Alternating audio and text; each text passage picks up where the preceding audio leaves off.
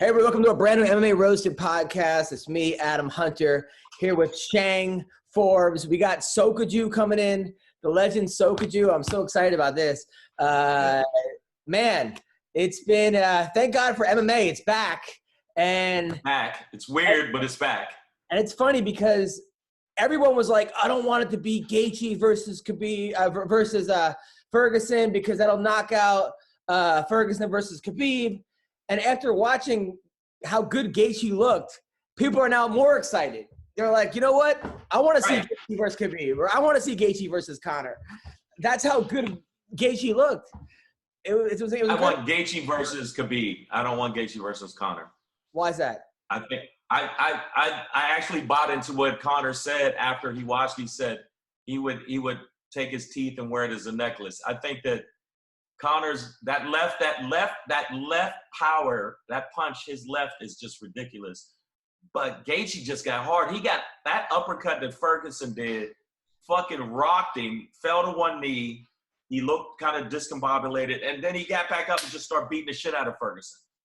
What's crazy about Gaethje is he's like the only fighter that is becoming less reckless that makes me more excited to watch him. Like most fighters, you're like, man, if only he would take more risks. Where he's the guy who are like, you know what? You take enough risks, just calm it down a little bit. And now I'm more excited to see how good you are, which is like, you can't say that about most fighters. You know, most fighters, you're like, Ferguson, but people love Ferguson. I saw all the comments. They're like, fuck, I really wanted Khabib against Ferguson. But now I'm like, really, I want any fucking UFC fights because I was getting really. Well, tomorrow night, we got more fights tomorrow night. Yeah, I'm gonna watch it. It's Glover Teixeira versus Anthony Smith.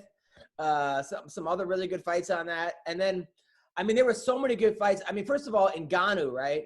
People are saying because Stipe can't train and Stipe doesn't want to fight right away because his gym isn't open and he's also a first responder. So you're like, you know what? Right. Let's just go right to Ngannou DC, which is a very interesting fight because DC says Ngannou is just a bigger, less skilled Anthony Johnson. And I disagree with that 1,000%. Right? Because Anthony Johnson was a guy who fought at 170 at one point, who then just kind of blew up to about heavyweight 220 to whatever he was. Right. You know? Whereas Ngannou was like 240. I mean, he was already comfortable walking around at that weight. So it's a different mindset. Also, it's a different way he moves. And from this last fight, I don't know. DC better use his wrestling because if he stands with this dude, I think he's gonna knock his forehead through his asshole. I really do. I mean, come on, did you see that? It was like Mike Tyson almost ish. Right. It was 20 seconds. It was 20 seconds. It was like pop, pop, pop, pop, pop, and he was done. Not only was done, he looked like he was going to the hospital for sure, like immediately, not shaking it off, none of that. He looked fucked up. You know who had some really good, a really good take on it was Teddy Atlas, because Teddy Atlas isn't the biggest MMA fan, but you can tell he's getting more and more into it. Right. He said that Ngannou, you know, he says he doesn't have the skill of a Joe Louis, but he has what's his name has, the guy who just lost, the heavyweight that just lost to Deontay Wilder. Yeah, Deontay Wilder, where he doesn't need that kind of skill when you have that kind of power. You can sort of be erratic and have technique that's not proper when you have that type of power. Right. I just think DC, I saw the interview with DC afterwards, and he said that why wouldn't it be smart for me to take him down and wrestling? Of course, he said I see the guy's power, and he said at this stage of the game, why wouldn't I use my wrestling, which is why my strong suit anyway, to beat someone like that. And I just think that DC's right. If he tried to stand and bang with this dude, I swear I think DC will get killed. Not him. If anybody in the world. You said anybody. If Thanos tried to fight this dude, straight up. Like if you could take 20 guys and put them in the octagon and one by one stand and bang with Ngannou, and it's going to be Ngannou 20, everyone else 0. You think so? I mean, that would be interesting. I mean, just one by one. Not if everyone jumps him at the same time, maybe we got a shot. But it's just one by one going up, Right. punch for punch. Who's gonna beat? By the way, have you seen Tyson at 53? Yeah. Oh my God, he looks like. I mean, he moves as fast as he did before. No, and the punch. no, he doesn't. Let's not go crazy. But at least in the clips I saw, it was pop, pop, pop, pop, and he still has that. He still has that. Watch clips of 17-year-old Mike Tyson. Or okay, not 17-year-old, but I'm saying he looked extremely good for a 52-year-old man. Well, I don't get it. I mean, the guy has lived the life of 30 men. I mean, between jail and this and drugs. Success and $200 million. And I mean, you would think he'd be on a cane. And then he smoked pot for 10 years. Like, he has a pot farm. He's got a marijuana farm where he was like, he's going through like an eighth a day or some kind of insane amount of weed. And all of a sudden he's like, you know what? I'm going to get back in shape. And at 53, like, how is that possible? What is? He's a mutant. I think he's a mutant. I think he signs some pact with the devil or something. I don't know. All I know is that in the clips I saw, he looked good as fuck. Yeah, but I'm like, how does that happen? How does a guy smoke weed for 10 years and live on a pot farm? But you know what? Even in the fight recently, if you look at the fight, even though Henry won, I still think that for somebody to have as many surgeries, to have that kind of layoff, he still looked good, and he also came back.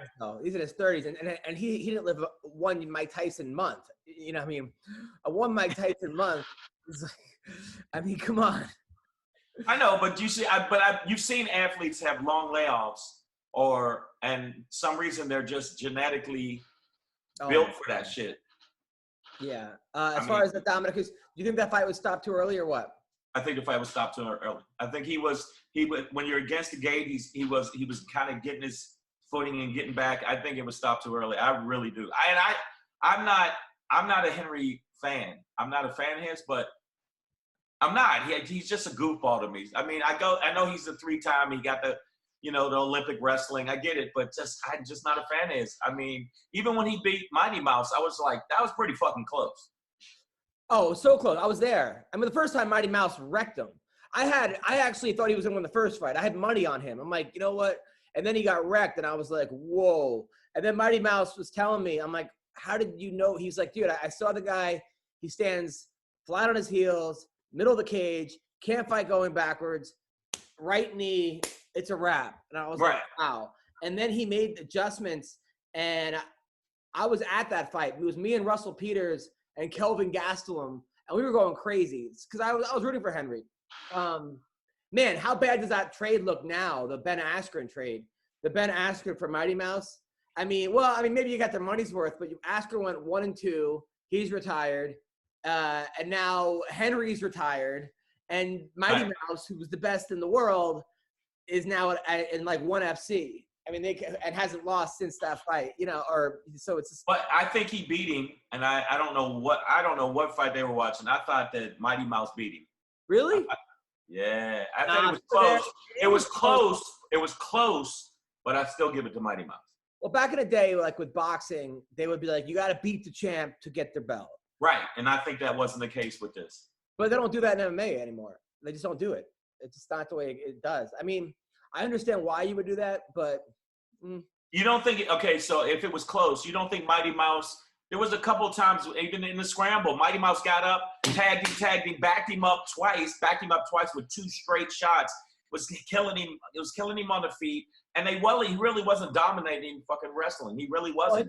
Well, he got the takedowns. He got the takedown, but what I'm saying is that you can get a takedown if you don't keep him down. Yeah, I understand. I don't know.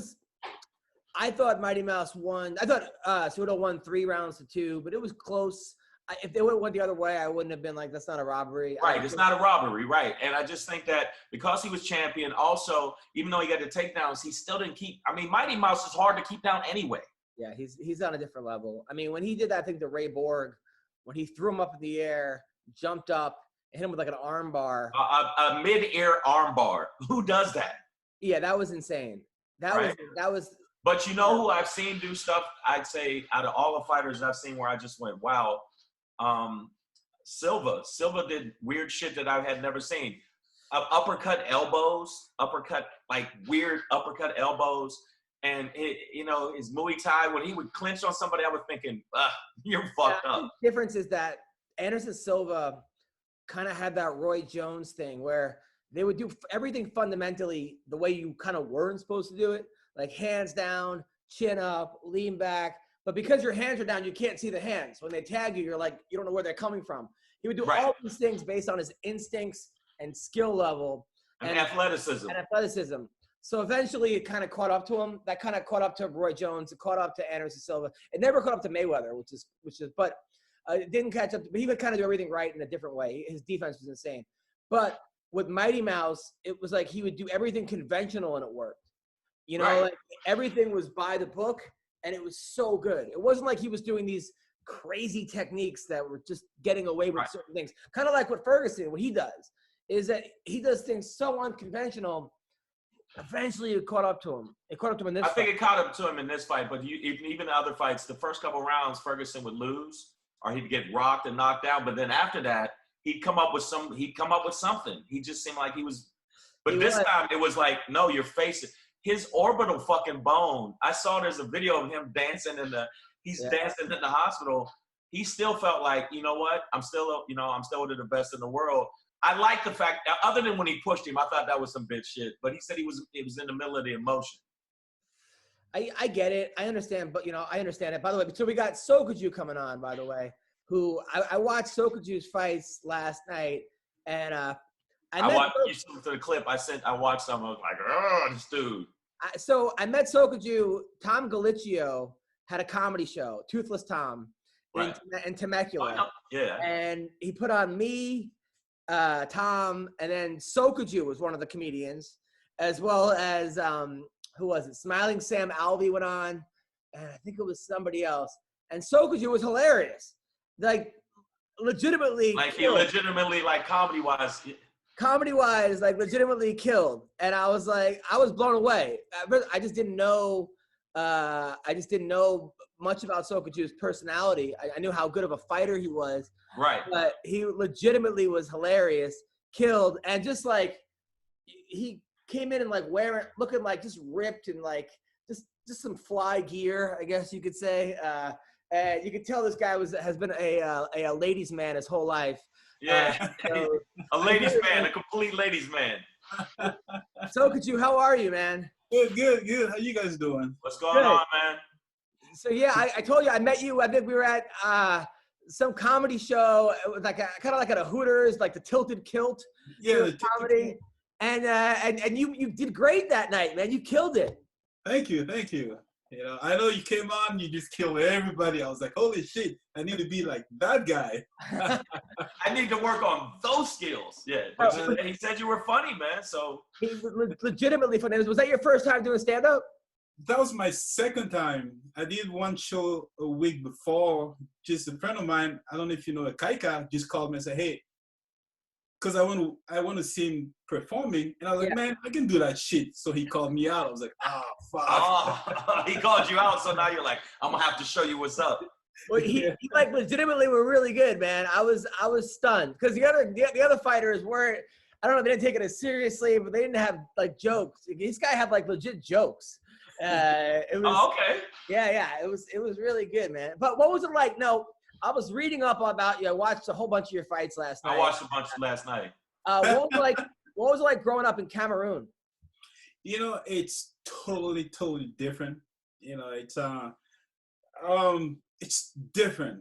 People are more out there. Because when I first moved to America, I'll go to the street. I'll never see anybody. It'll be cars. There'll be empty streets. Back home, before I even wake up, people already going left and right. Public transportations. People are more, talking and being in contact. But living in America, you can wake up, get in your car, in your garage, go to your destination, come back without ever stepping on your front porch, which, culture-wise. And where I'm from, you can have more than one bitches. I hear it's not me. It's a hit. Here, one. Okay. Legally, you can have as many wives as you can. It's legal. So wow. But I hear one is enough, and then with one you just want to jump off a bridge because. Yeah, one is too much. Women have way too many freedoms here. No, I'm kidding. Now, your parents started you in judo at 5 years old. Yes, sir. And then you became the champ of Africa. All of Africa, you were the champ. No, that's where the confusion comes. Africa is a continent. Cameroon is the country where I became number one. In the continent, I was ranked 5th or 3rd. So I moved to America to train so I can go back and compete in the Olympics. Because the way the selection goes is the continent of Africa at the time only had 3 spots. So you had to compete to be one of the top 3 so you can go to the Olympics. Okay, because when they announced you in Pride, they said you were the African champ of judo. Yeah. In Japan, they'll say whatever the fuck they want to say. Whatever works. Yeah, they say whatever works. I was like, hey, where's the money? Just say, call me whatever the fuck you want. But why did your parents get you into judo? You know, I remember as a kid, we were watching TV, and then there was a TV show. I can't remember exactly. There were guys with like, one had green PJs on, the other one had white PJs, and they would do some shit where they were throwing each other. So I was like, man, that's cool. So the next thing you know, in school with my friends who started fighting. So I always come home with my clothes beat up, my face beat up. So my parents were like, man, what are we going to do with these kids? Then my brother was like, you know what? I know this guy who does some judo, so let's take him out there. So they put me to judo, and I never left. So, oh my God. Wow. That's crazy. And then so you came to the U.S. and I guess Dan Henderson needed your help. Yeah, the way it worked is I remember that one Thursday, I was working security, and then I got fired because the way it works, I was working for a gated community in Rancho Santa Fe, and then certain trucks wouldn't get in because of the weight. So these guys was building a pool. He knew it, and then I was like, dude, look, I showed him the driver. So the homeowner comes like, man, you know what? You're a big guy. I can come to your gym. I can beat your ass and whatnot. I'm like, dude, I'm just here to collect my freaking dollar and so I can survive. So I wrote a report, and then I believe what happened is the company was like, well, that's a liability. If this guy gets in a fight, then they can sue and whatnot. So let me go. And as I'm driving back, Lou Dimas, a friend of mine, I was working in a club with him. He's like, dude, I know this guy, Dan Henderson, who needs a training partner. I was like, oh, fuck, really? What did they do? They punch? Fuck it, I'm in. So I needed an outlet to let all that anger, and I was just pissed off because that job was awesome. I'll sit all day, do my homework. You know, I mean, security guard, don't get me wrong. All they do is just sit around and do nothing. So I showed up out there. I meet Dan. There was Ryan Parsons. There was Art Santori. There was a bunch of guys. So they was like, hey, I'm gonna fight this guy. His name is Nakamura, and then he does, judo. He knows judo. I'm like, yeah, I got it. And Dan punched me so hard. I was like, fuck this motherfucker. Really? So you just showed up? Have you ever been punched before? Fuck. Well, not really, because as a kid, you get in a fight. What you do, you take him down, you hold him down. Yeah, you beat him. Yeah. But no. So I showed up and said, "Wear your gi." I put my gi on. Ryan Parsons comes, he hands me gloves. I'm like, "Damn, what are these?" So I put him on, and he go take Dan down. That's all I gotta do. Yeah, just don't get punched. I'm like, fuck, I don't know how to block a punch from a professional. So fucking Hendo lands an H-bomb on you. And then the next thing I know, I'm in a corner laying down. I'm like, what the fuck happened? I couldn't hear what Ryan Parsons was telling Dan, but he was pissed at Dan.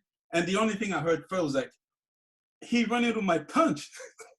What? So Dan said you ran into Dan's punch? That's some fucking bullshit right there. I know. He tripped and fell on my fist. Oh my God. So then Ryan was pissed at him. Hey, dude, these guys here to help you and then you knock him out. I was like, no, he ran into my punch. I wasn't trying to punch him hard. I didn't punch him hard. I was like, fuck, I love this shit. And wow. So then that's a wild way to start off with Hendo, out of all people. Dude, with Hendo, it's 0 or 1,000. Yeah. Oh, he goes hard, yeah. No, there's no in between. So when you know you're gonna spar with Dan, you got to hit him hard first. That's Wow. that's crazy. Yeah. That's awesome. So then you go 2-1. Your third fight, you're 2-0 was against Glover Teixeira. Yeah, against Glover Teixeira. And I watched that fight last night. You were doing well, but then you were going punch for punch with him. That's the wrong guy probably to go punch for punch with, right? You know what? Going into that fight, I didn't know anything about the guy, and I was at a point where I couldn't get any fight. So every time I would get a fight, people would back out. And I remember one of my manager, Ryan Parsons, was like, you know what? I know Dan went to Hawaii. Mayhem Miller had a fight. So I was supposed to fight this guy who pulled out at the last minute. And then somehow his manager was in Hawaii with them. And Dan goes, what the fuck happened? He's like, dude, guys saw you guys' picture on your website. He pulled out. So when Dan came back, they took all my pictures off the website. Like, dude, you fucking motherfucker. They took them all because that's how people were putting out. They're like, no, fuck that guy. I don't want to fight him. Yeah.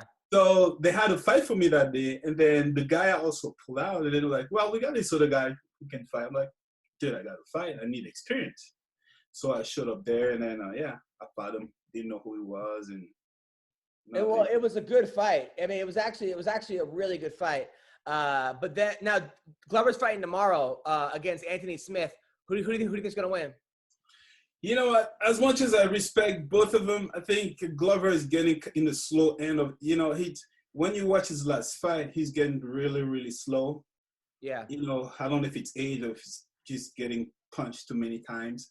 He had a good flow right before he fought. When he fought, he was, you can tell he still had some sort of spark, but I feel like he's slowed down a little bit. But he's still dangerous. He's got heavy hands. And, as we age, life start happening, family, hobbies, and women, vagina, VJJ. And of course, vagina will definitely slow you down. Well, that's what I got to ask you about. So your next fight is in Pride. So you're 2-1. And then how do you get a fight with Little Nogueira in Pride with 2-1 record? You know what? I cannot tell you how, but I can, from my point of view, what happened is I was supposed to fight Cyborg. So I show up on the Monday sparring day, and then calls me in the office like, hey, dude, look, I got a good news and a bad news for you. I'm like, oh, fuck, they figured I'm black.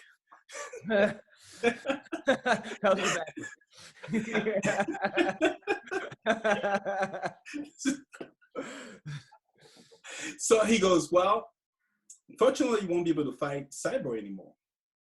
I was like, fuck, man. I was counting the dollars in my bank account. I'm like, fuck, now I'm going back to broke. Yeah. And he's like, but we have another fight for you, Nogueira, and we double the money. I'm like, fuck, I'm in. I didn't know who the fuck Nogueira was. I was like, with that kind of money, I'll fight anybody. Yeah. Then I was like, dude, all you see is dollar signs. You know who that guy is? I'm like, am I getting paid? Yeah, fuck it, I'm in. So you go out to Pride, and you're a 16-1 underdog. Now, they were giving you no chance. Like lower than no chance, but I guess they didn't know what's up. And by the way, you look in the crowd. Nicolas Cage is in the crowd. I know. Harrison Ford is in the crowd. It's a big fight. Then I think I was not aware of what I was doing because I didn't know who Nogueira was. I didn't know how big Pride was. I didn't know, because I'm coming from judo. In my mind, it's like, what the fuck is MMA? Oh, it's money. Good. So for me, it wasn't really, what's the word? It was really not, I didn't have any pressure because they told me, hey, this is the money you're going to make, win or lose. But if you win, we can add these bonuses and whatnot. I'm like, dude, with the money I will make for sure, that's like all I've made my whole life. I'm like, what? Fuck these guys. I'll kill them. Like, can you guys see the fight right now on the screen? Yeah. Right. So here you are. You're looking at this guy. I mean, what's going through your mind right now? Right now, I'm like, man, I'm going to get paid tonight. Fuck this guy. Because the thing with Pride, before the fight, they tell you, hey, we don't care if you win or lose. All we care about is how you perform. So go out there, put a good show, you come back. I was like, man, I'm gonna try my kung fu moves on this guy. You're not worried about his jiu-jitsu at all? No, because when I watched him fight, his takedowns were not any better than Dan's. At the time, I was training with Dan Mayhem, and there's a bunch of wrestlers out there who, looking at him, I know he was a boxer, and I was like, man, all I gotta do now is kick because he didn't have any defense for kicking. So I knew if he were to box, he would have won because there was rumors about him training with Cuban boxers and whatnot. So I was like, man, I can get into a boxing fight with this guy. I gotta go kick and move. So right. And get paid. But you know what? It looks like the first kick, he didn't totally defend. So the second one, I was like, if he don't put his hand up on that one, he's going out. Because you see the first one was pretty hard. You hit him pretty hard. For 6, I don't know how many weeks, all I was doing was kicking. I was just kicking until. Now, here's my theory. Here's my theory about what happened, right? All right, you fight Glover Teixeira in Temecula, or I don't know, where were you? A bunch of, chicks. You were out in, like, whatever casino, girls with, like, 4 teeth, whatever. You go out to Pride. It's hot Japanese chicks everywhere. You're like, I can't fucking lose. Look at all this. Look at all this Asian pussy. I know if I'm a huge black dude, there's gonna be pussy everywhere. Is that what happened? Tell me the truth. Man, you got me. I was like, hey, I had a friend of mine who told me once, black, white, whatever pussy, women's are like this, but Asian pussy is like that. So I had to go figure out for myself. Of course. No. After that win, how jazzed were you? How excited were you after that win? Because it looks like you just were like, wow. I was like, I'm getting paid, man.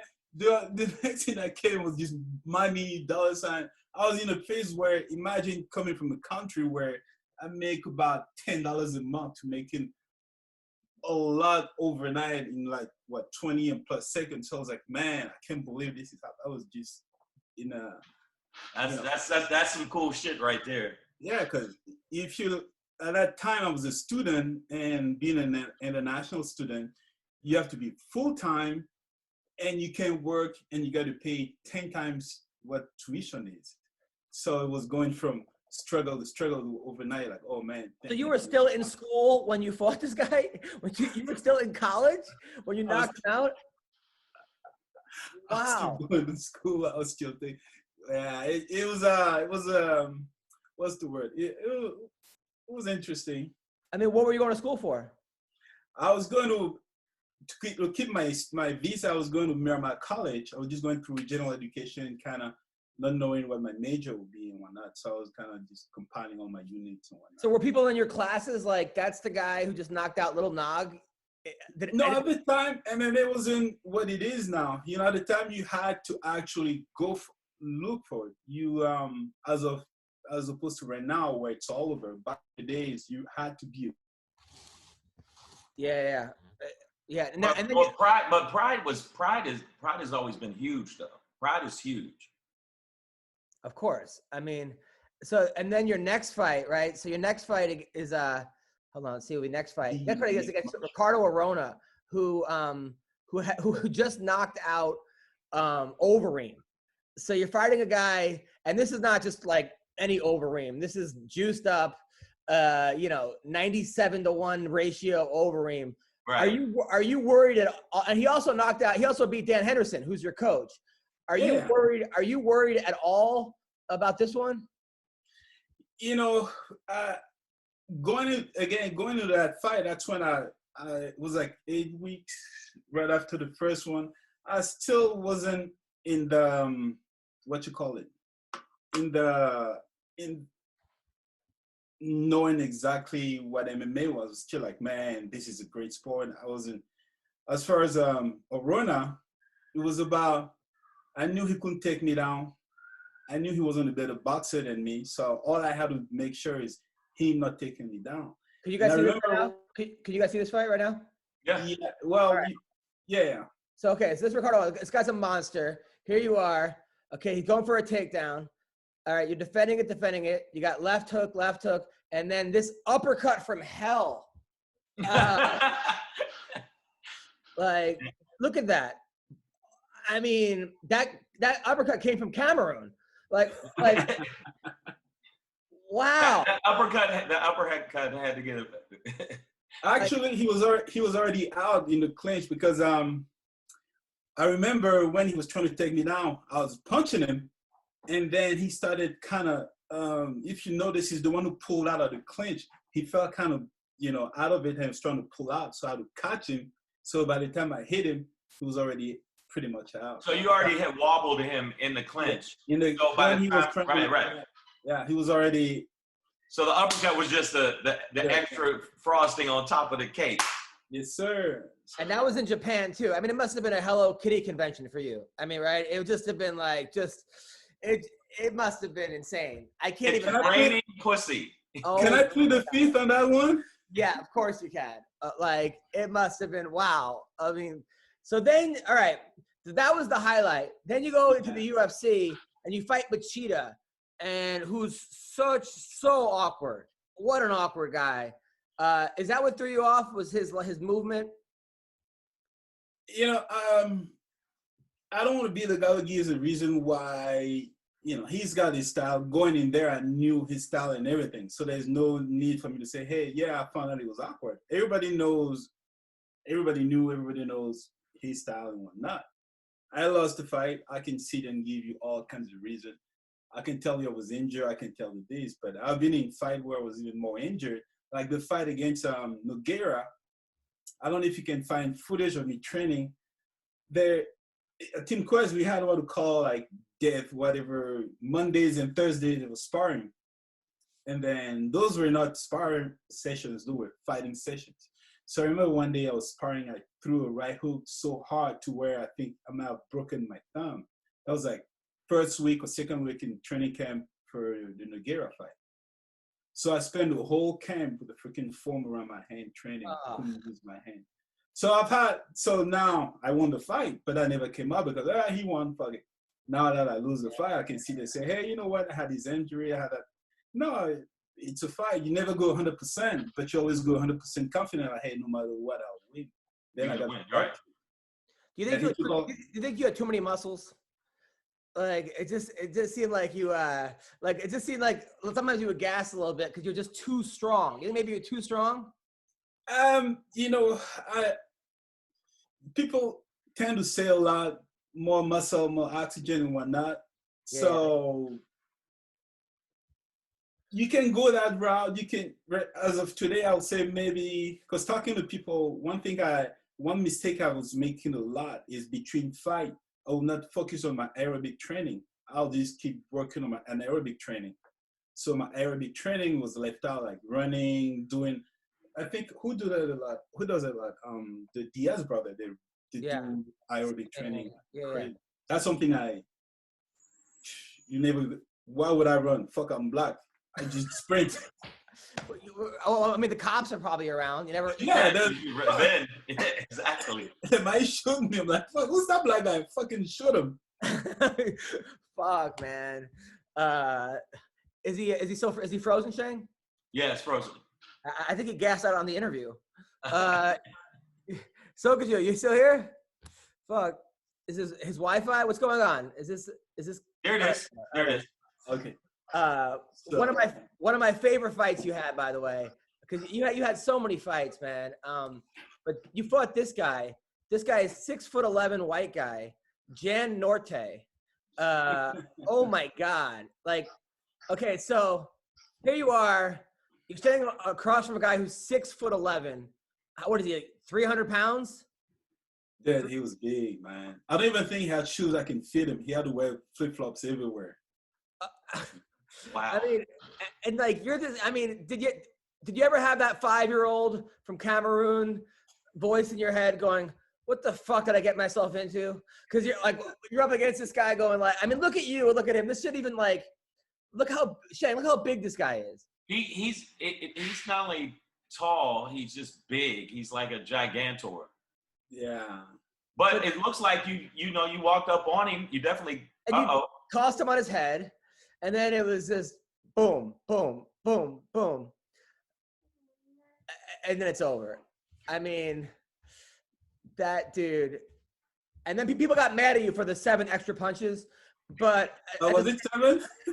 It's like, but at the same time, I mean, that was a big guy. Yeah, I mean, you gotta give him extra. You gotta give him extra sauce because because he was so big. You gotta give him 5 more punches. Yeah. It was a two-piece combo. What's the two-piece combo? You had to give him 2-piece Minnesota. That was like a 90-piece. Like that was like the whole menu of Popeyes. The entire menu. No, I want to ask you. So when you first walk in and you see the size of this guy, what was the strategy? Like to me, I would be chop his fucking legs out. Like I would definitely throw kicks and chop his legs out. And I noticed you did that, but you went straight to throwing him. You just tossed him down, man. Because my background is judo, so in the clinch, no matter how big and strong you are, there's no way you can make any damage because it's so close. So my strategy was either I kick from far or I get in the clinch and try to use my foot sweep to get him down because a lot of people are wrestling based takedown training, whereas I've come from a judo background. So with my foot sweep and whatnot, that's usually how I get the takedowns. Right. Yeah, you had some great foot sweeps. I mean, you had a couple on Musasi also that were really nice, man. Your throws are awesome. Now, your last fight, bare knuckle boxing against Mighty Mo, it was a great fight. But man, are we doing that again? That was crazy. That was insane. That's pretty psycho. No, because you tell the truth. The reason I took the fight is because I'm not gonna lie to you. I almost want to say I've never been in a street fight. Because growing up, a fight will be, hey, I know judo, I take you down, hold you down, yay, he bit him. So I've never, ever, got in a fist fight where the guy is ready, I'm ready, and I have no gloves. And so I was like, so when I got the call, hey, you want to fight? Before I even thought about it, I was like, fuck yeah. Yeah, you've never fought a lion either. I mean, or a shark. Yeah. There are a lot of things you've probably never done. You've never been anally raped, probably. Like, you don't have to just fucking do them to say you did it. I mean, but was it something that you just went, yeah, this is on my bucket list? Was it on your bucket list? You know what? It wasn't on my bucket list until I got calls like, hey, you want to do it? Fuck, I never done it. Sign me up. And then my coach, Ed Buckley, was like, dude, I didn't even finish telling you about it. You're already saying yes. I'm like, fuck it, let's just do it. We gotta start saying no to things, man. I mean, I listen, nothing left to prove. I mean, you knocked out Nogueira at 23 years old. Yeah. I mean, look at the guys. Which is a huge deal. I mean, you fought in UFC, Dream, Affliction, Pride, Bellator, Valor fights. I mean, there's not one organization that you haven't fought in. I know. I'm like a horror, man. Fuck. I mean, it's not a horror.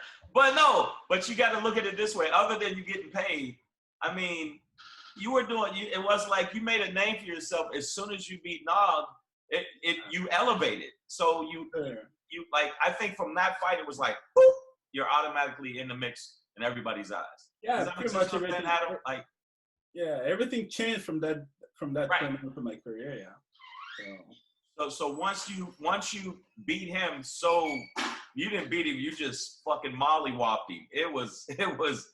That kick was brutal. So after that, you said everything changed, like immediately pussy raining from the sky and everything else. No, I'm saying, come on. I know you. Come on, when you become that dude. This guy is like as slick as they come. I mean. Yeah, I saw him out at the night. He's got a tight shirt, muscles, V-neck. He's walking around. He's got the tight pants. It's Shang. I mean, this dude is like. Hey, you have to have the tight pants. They got to see what you're working with. You can't be fucking wearing like baggies and shit. Of course. So you didn't really kick him. You just smacked him with your dick, and that's why Nog went down. Now this fight. Now here's a fight against Bob the Beast Sapp. Another gigantor. You took down the beast, and then it was just, did you know you broke him at this point? Oh, man, as soon as he started defending, I was like, well, shit, I better finish this shit before he gets up, because I was watching his fight against Big Nog. I was like, man, if that motherfucker picks me up. And then I watched his fight against Ernesto Hoost where he knocked him out. I was like, this guy hates me, he's gonna hit me back to Africa or some shit. So, well, I mean, what is with not that he's a gigantor? They would put you in there with gigantors, man. dude, it's Japan. Like I told you, in Japan, it's not about the fight's about the entertainment. So, okay, how can we make this card, interesting? Put a fucking huge motherfucker, like a baby motherfucker, and then so that's what I kind of like with the Japanese scene. It's more about entertaining as opposed to America. Hey, you gotta win, you gotta win, you gotta win. To where you have good fighters who get in there and they get shy. Man, if I lose this fight, I lose my my income, my livelihood and whatnot. So then they just go to the safe side. Hey, I just want to win. Of course, yeah. Now, you were pretty much the first fighter from Africa, right? I mean, you like paved the way for these guys like Ngannou and Izzy and. I don't want to say Africa, but Cameroon. As far as Africa, you might be right. I can't think of anybody else before you. Yeah. I mean, I know there was a guy. Well, that's Pride, but UFC probably, yeah. Wow, I mean that's pretty legendary. Right. No, you got to think now. There's a lot of fighters from Africa that are killing it. They're all killing it. Usman is no joke, right? Here's what I'll tell you. It's unfortunate that Africa is in the position where it is right now because to move to come and compete, you need so much paperwork, you need all this. There are people in my village where Francis Ngannou was born, and even more a little western of that. We call them, I don't know how to say this in English, but we say when they were born, they were getting massages with like gorilla bones to get them strong, because you got a motherfucker who's never been to the gym. When he gets a hold of your hand, do anything you want, you ain't getting out of it. There's some dudes out there, if I go, I would be like, please take all my money, because you have some guys who've never seen freaking a vehicle. Like Francis Ngannou, if you follow his story, he worked, you see how you go to CrossFit gym, you pick things for an hour and then you go home. That's what the motherfucker will do for 8 hours a day.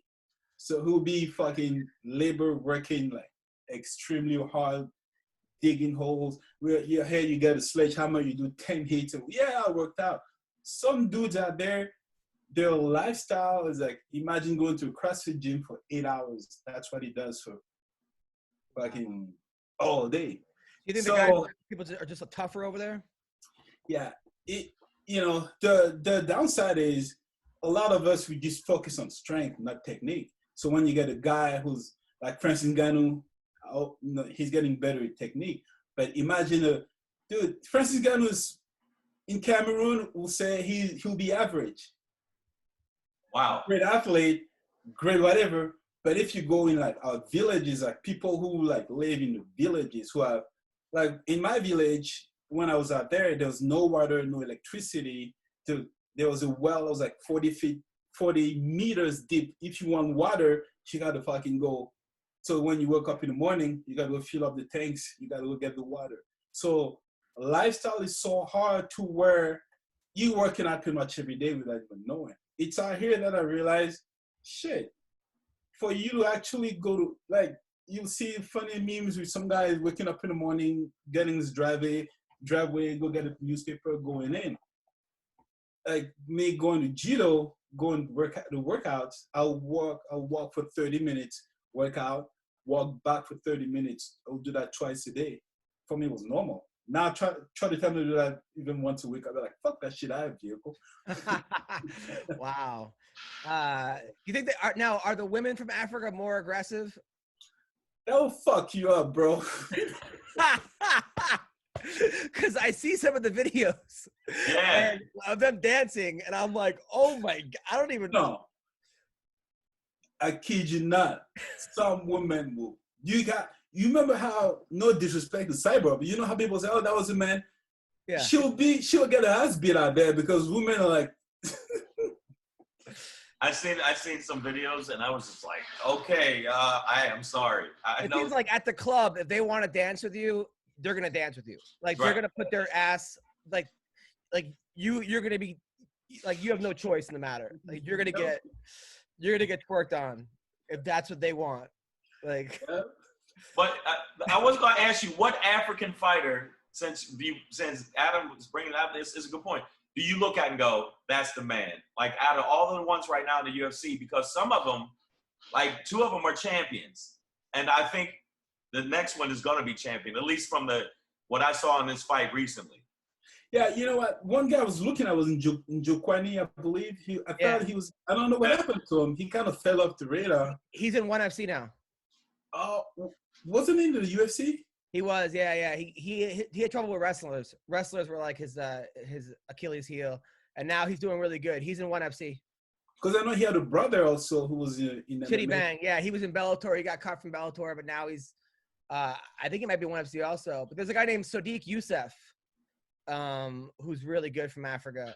Sodiq, he might be the next one, the next big thing. But some of them had to work on their wrestling, and then when they come back and they figure that out, they become monsters. Yeah, even when you look at Francis, he's a striker. So he was lucky enough, if you watch his fight against Stipe, the only reason he lost was because of the wrestling. So now he's smart enough to kind of go, hey, fuck that. I got to, get my wrestling up. Because as crazy as it sounds, wrestling in Africa, in Cameroon especially, it's really, no one even watches wrestling.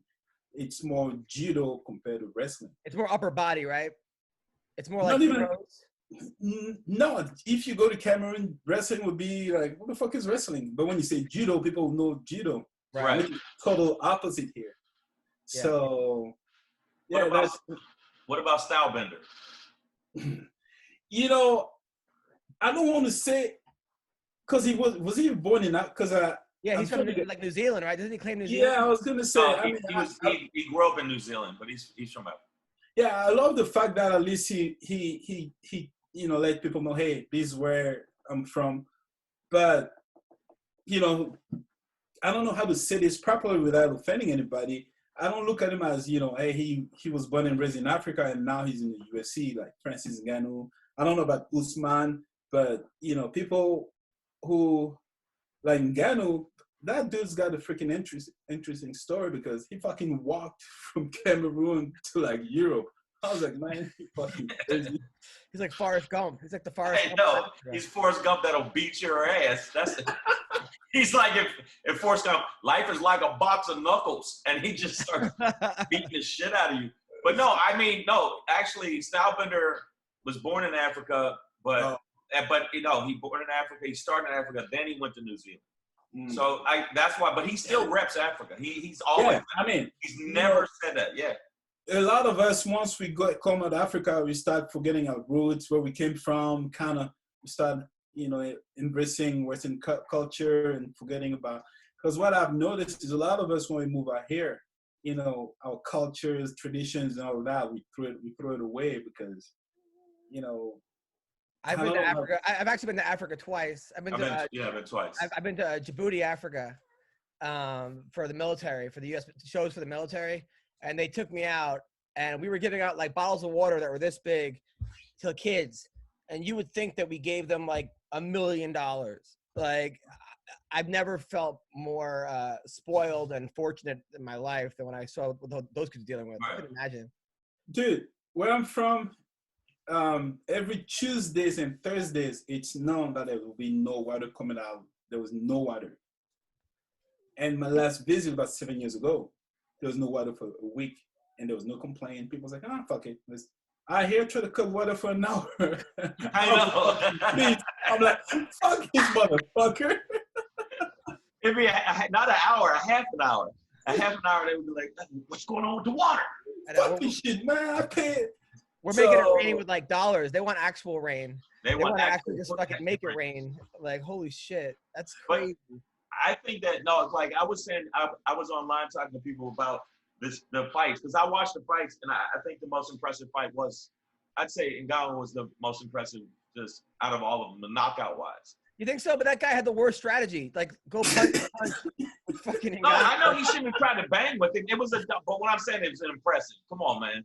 Hey, everybody's got a strategy until you face Ngannou. Yeah, but my strategy would be like either run out of the cage or or or dive for an ankle. Like it would not be stand there and try to punch him, you know. But but the reason he did that is because he had some impressive knockouts, and he does have power. So he thought he could go power for power with him.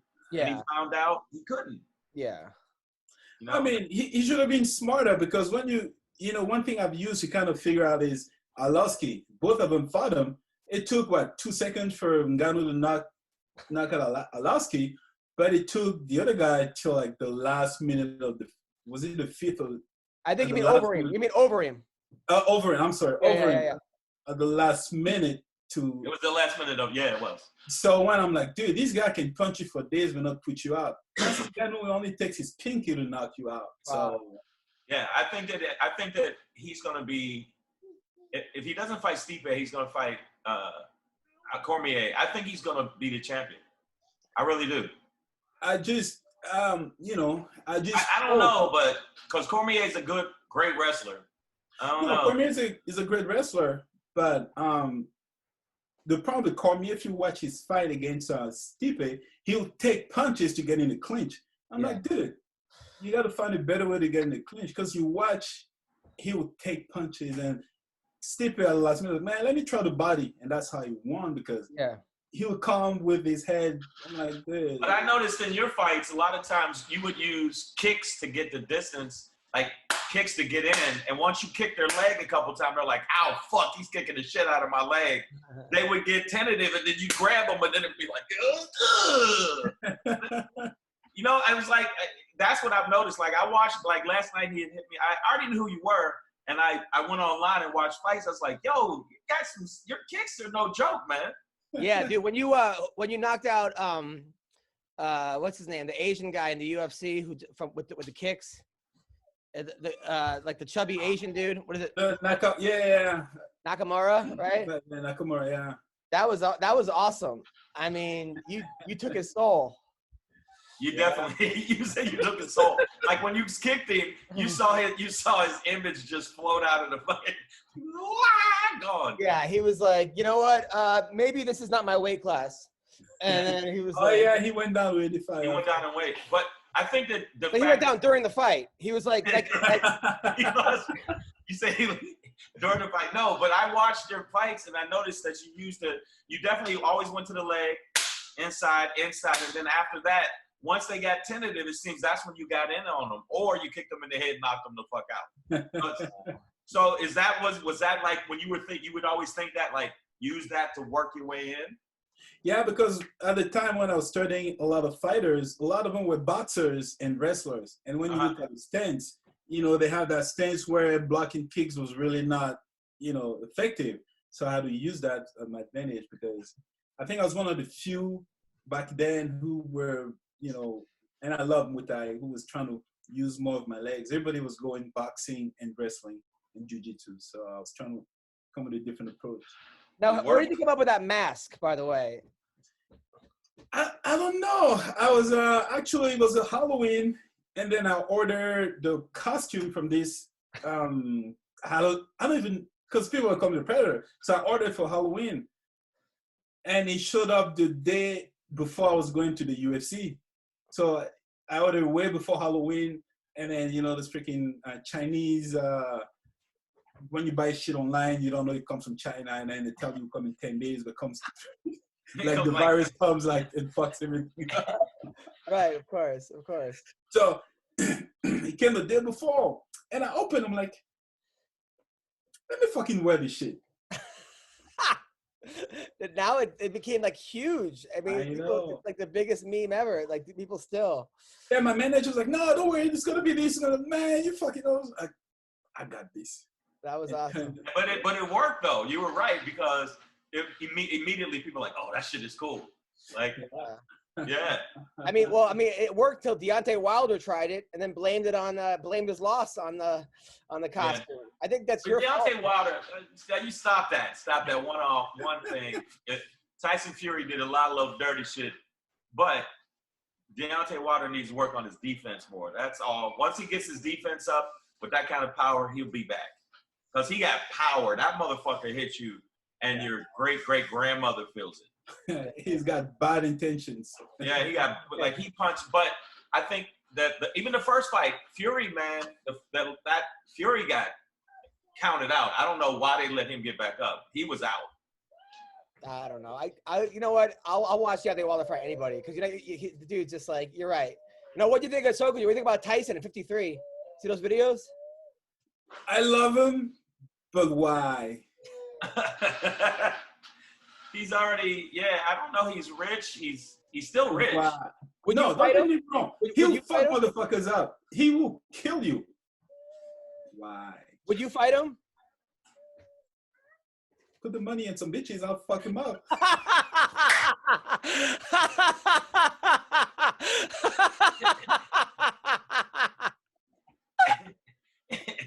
Throw a couple well-placed kicks to his leg. I think Sokoudjou Tyson. He puts his guard down to his head. Sokoudjou versus Tyson would be huge. Huge. But right now, he wants to fight Holyfield. Holyfield's 57, and 57, Mike Tyson's 53. They want to do the trilogy. Oh, come on. Fight. I'm just telling you, it's all over the internet. I think it's silly. I think Mike Tyson shouldn't fight anymore.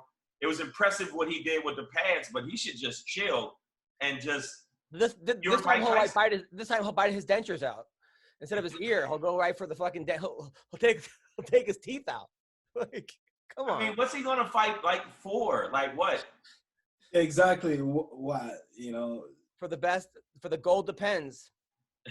But you'll watch it. Come on, I'll watch it. You would watch it? I'll watch it, but I'll be like, what? You know how when there's like an accident, you don't want to watch it, but you're like watching it. You know it's gonna be horrible. I wouldn't watch it. I couldn't watch Tito versus Chuck Liddell. I was like, why would I watch this? This is not. They're too old. They were too old. Well, not at least Chuck Liddell looked like he was. Yeah, he came on like a walker. Yeah, but no, I wouldn't watch Mike Tyson fight now because it's like, for what? I would still watch it. You would still watch it, Adam? Are you serious? During quarantine, I'd watch anything. I'd fucking watch. Come on. I don't know. I would just be like, I don't want to see this. I just don't want to see Mike Tyson fight. Not now. I mean, if you were to ask me, I'd say no, don't fight. But if you fight, fuck it. Yeah. Well, I mean, it's not like they're going to give him that Floyd Mayweather money, even though he's Mike Tyson. That's what I mean. Nobody is Floyd Mayweather. So what's the point of fighting? Because money, I mean, he's not going to get the kind of money he was making back in the days. Right. Fame. Dude, who doesn't know Mike Tyson? What's the, you know, I don't know, go get a bunch of bitches, try to do a marathon with them, and, you know, I don't know. It's not like he already had that. So I know, find a way to get your dick sucked by a fish or some shit. Your dick sucked by a fish. That's why, like, even with Floyd Mayweather, when he came back, but Floyd Mayweather, he was much younger than Tyson. It was still interesting when he fought Conor. Even though I think he carried Conor, honestly, people say he didn't, but I watched it again because I've been on quarantine. I watched it again, and I really do think he carried him because there was a couple times where you could see he was getting uppercutted and just kept walking forward on Conor. And like, so what? That's the uppercut. And then later they said, "Is that the hardest hit you ever hit?" He said, "No." He said, "There's been people that hit me way harder." Of course. Yeah. But boxing's different. But if you fought Tyson, you take his legs out from under him. The only good thing that comes from the Tyson thing is it's kind of validated the MMA community because he's using the MMA trainer, not a boxing trainer. So that's the only. I think that's called the Cordero, whatever his name is. Rafael Cordero, really? Yeah. Yeah, that's him. So I'm like, well, at least that's a good thing for MMA. He wants to come back, but doesn't trust boxing trainers, but at least trust MMA trainer to come so he can come back. That's the only good takeaway I have from all these social media propaganda. But wow. Well, listen, Sokoudjou, it was an honor to have you on the podcast. Yeah, man. You're a living legend. Thank you for coming. And funny as hell. Thanks for coming to the comedy shows. Let me know when you want to do comedy again. All right, shit. I've been thinking about it. I was like, man, we should give it a shot, huh? Let me know whenever you want. Whenever you want. That'd be awesome. What was the name of that chick? Remember, you made a comment about how I get paid by You get paid by white bitches or something, or Yeah, and then you pointed at a girl. I forgot her name. who was it? I said his penis is so big it hits the girl in like the Zoom ahead of him. I go, come on, let's see. And then he plays along. You should do it again, man. You should do it again. All right, let me get my material. Let me work on a few things, and I'll be back. That'll be awesome. Well, thank you, Shang. Thank you, Sokoudjou. Thank you, guys. Have a great rest of the day. Have a great rest of the day. All right, Adam. All right. Take care, guys.